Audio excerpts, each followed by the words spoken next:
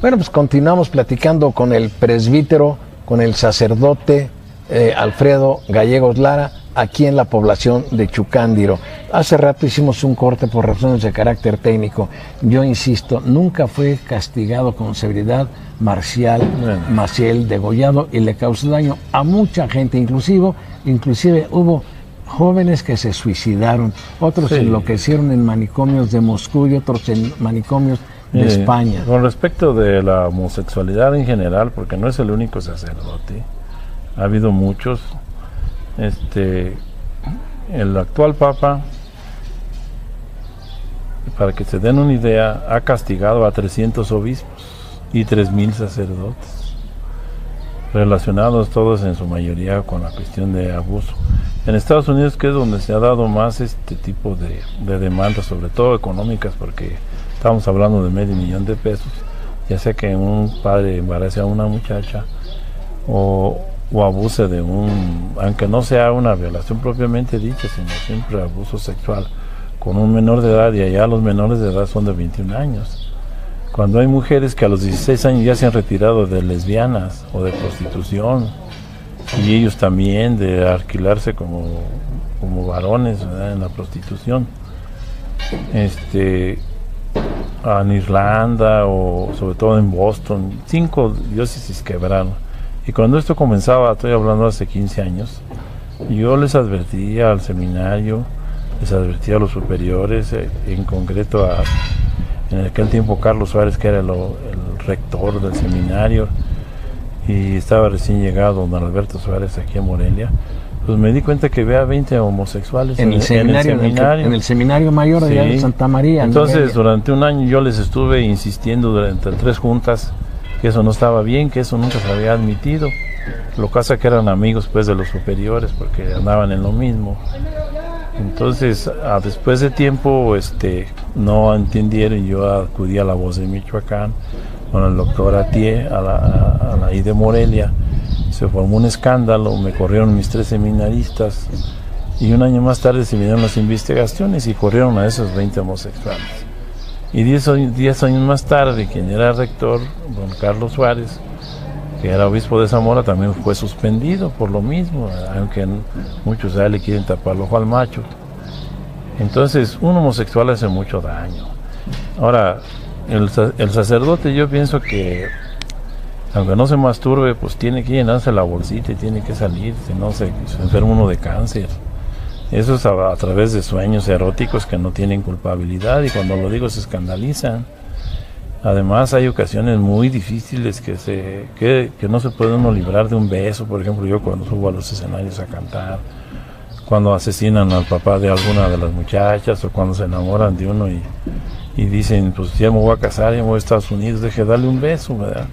Pero nada más, o sea, yo pienso que es una válvula de escape. Pero tú censuras el homosexualismo en las filas de la Iglesia Católica, no, de los sacerdotes. Y en general también, porque, pero es más dañino, como decía nuestro Señor, ¿cuántos maestros, cuántos licenciados, cuántos directores de asociaciones, de sindicatos? Simplemente yo en Guanajuato corrí un tal Siles porque les pedía las sentaderas y 30,000 pesos a cada muchacha.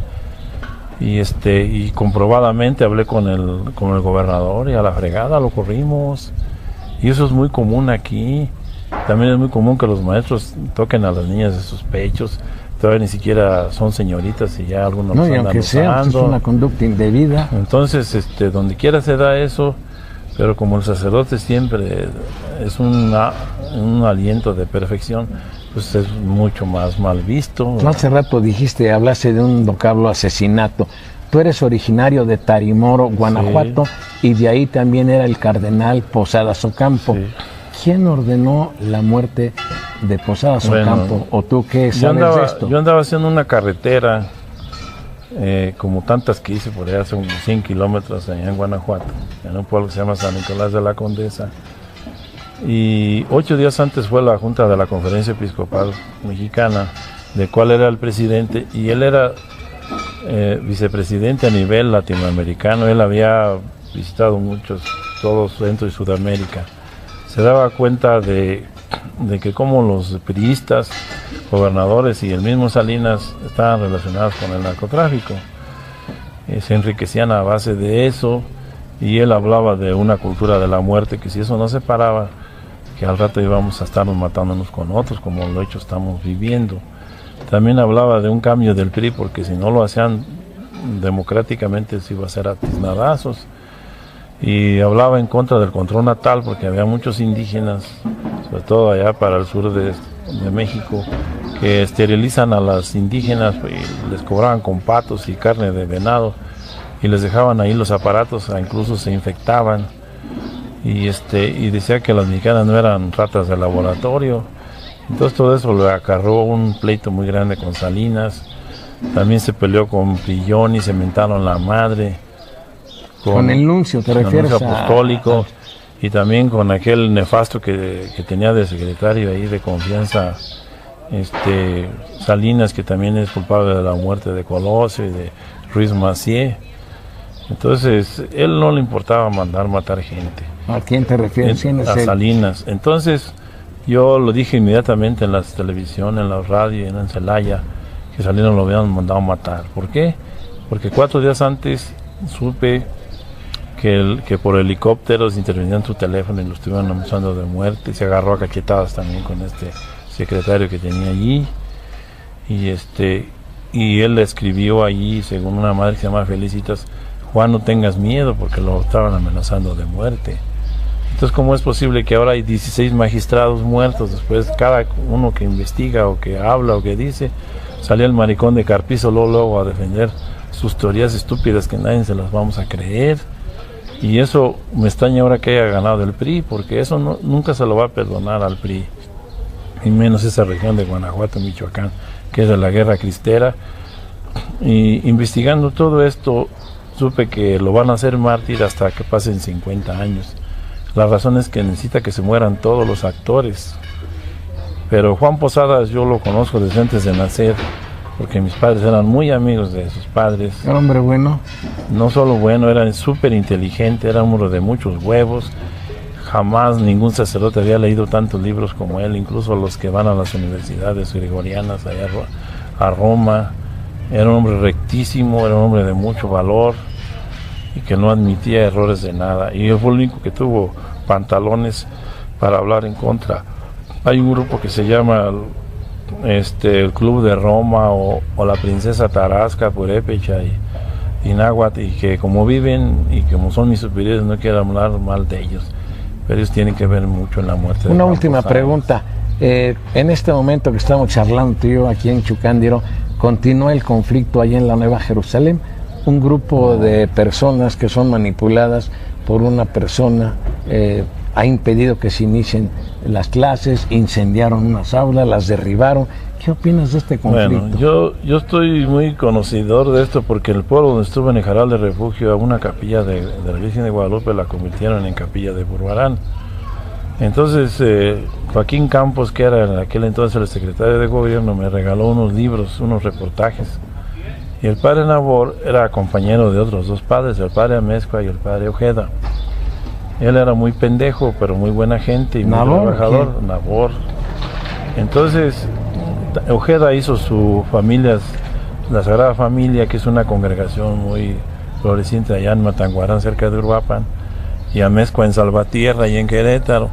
Entonces él también trató de formar un grupo de personas, de religiosos y religiosas que siguieran con cierta perfección, pero lo perfecto es enemigo de lo bueno. Entonces ellos, sus mujeres quieren que anden vestidas hasta abajo, que no estudien, que no se perviertan del mundo.